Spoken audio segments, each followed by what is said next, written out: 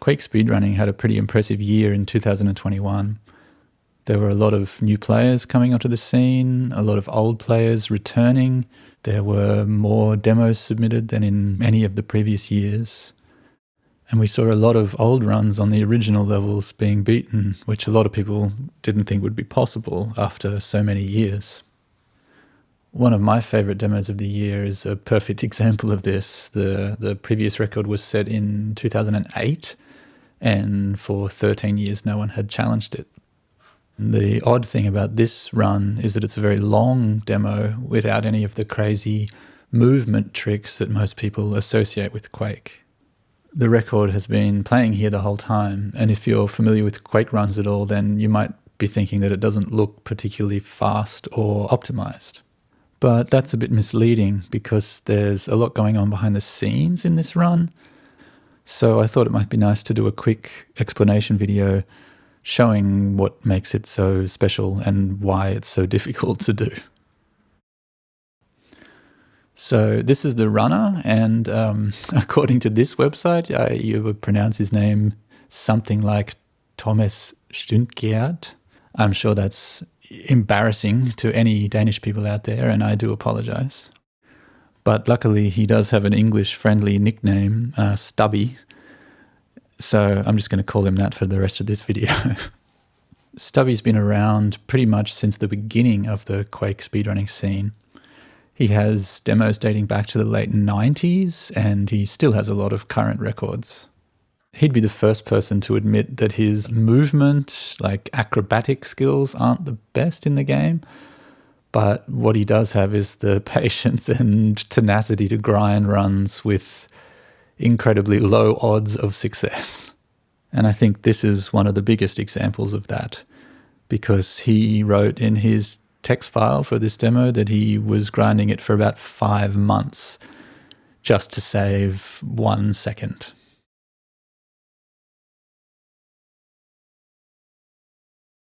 So the map is the Elder God Shrine, or E4M3, and it's the Nightmare 100% category. The categories are fairly self-explanatory. Nightmare 100% just means playing on Nightmare skill and getting all the kills and all the secrets. This map has a really weird and unique feature on Nightmare skill. Hidden away outside of the map, there's this box full of 8 fiends, and it's impossible to reach them without cheats like I'm using here. Near the beginning of the map, there's this button. Once you press this button, one of the fiends teleports into the map here, and once you kill that fiend, it starts a 30-second timer, which teleports in the next one.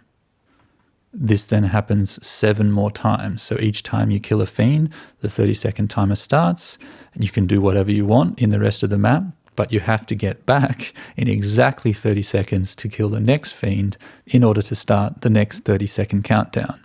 So planning out this run becomes this crazy puzzle of completing as much of the level as you can in 30 seconds or in like 25 seconds, but in order to be back at this exact spot every 30 seconds and starting the timer. If you've watched any other videos about speedrunning, you've probably seen the Summoning Salt video about Super Mario Brothers, where he talks about the analogy of the buses leaving. And it's a bit like that. You can do whatever you want, but you have to catch that bus every 30 seconds.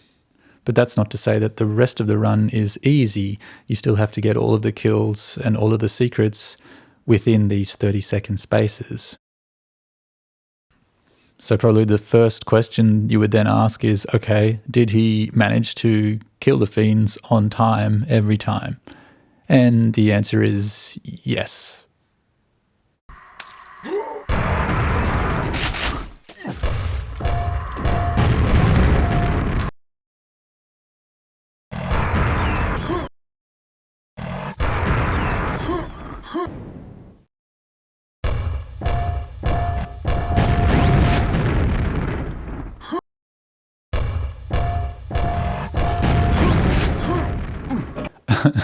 As you can see, those are all incredibly tight. And yeah, so if he has the quad damage, it only takes 1 shot to kill the fiend. And on those times, he manages to get it within like minuscule fractions of a second every time.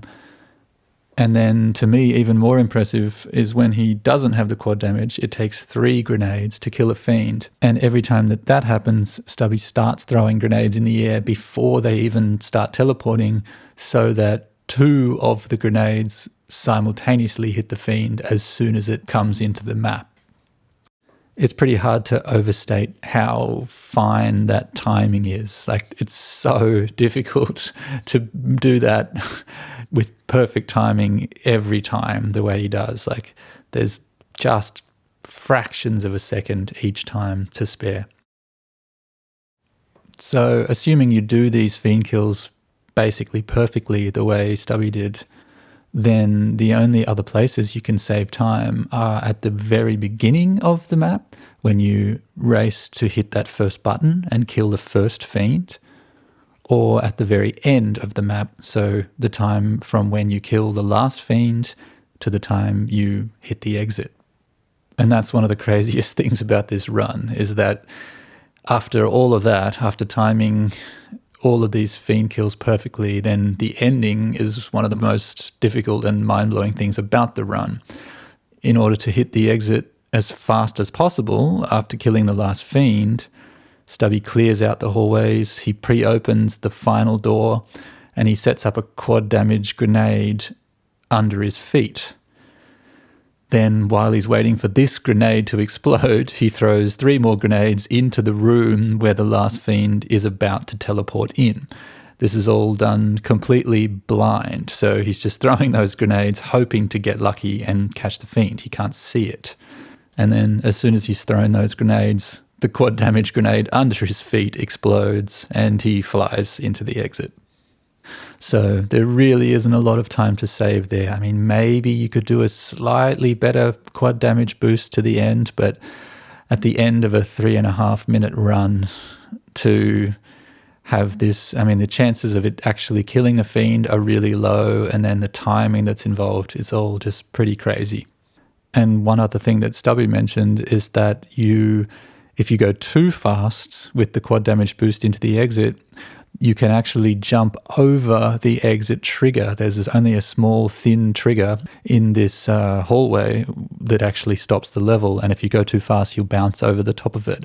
And Stubby said that happened to him twice while he was on pace for 3 minutes 45. So yeah, that's pretty tough. That just leaves the beginning of the run, where you could potentially save a bit of time. But again, Stubby did it, but even though his movement isn't the best in the world, he still did it pretty fast. I'm really not convinced that there's much time to be saved between the start of the run and getting that first fiend kill and starting the timer. Maybe point something of a second you could save there, but not much. So yeah, that's the run. I really do think it's one of the most impressive and unique Quake speedruns ever. And yeah, good on Stubby for grinding away at it for 5 months, man. What an epic effort. And yeah, I hope this video maybe helped to explain a little bit of what's going on, and I'm looking forward to see what happens in 2022 in the Quake speedrunning scene.